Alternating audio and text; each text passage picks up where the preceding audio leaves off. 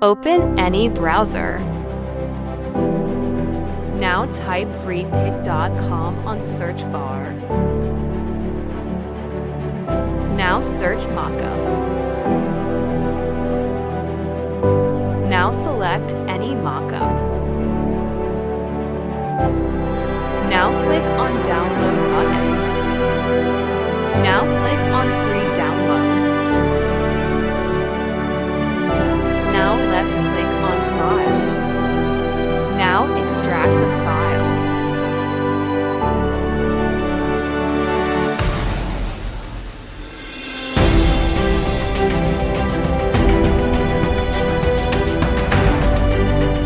Now open your logo or design.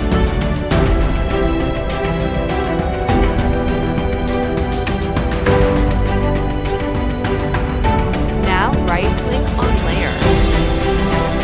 Now click on Edit Content option.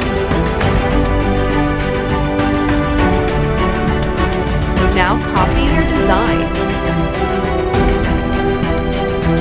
Paste your design here.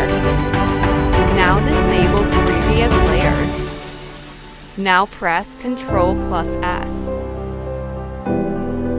Here's your design in Mockup.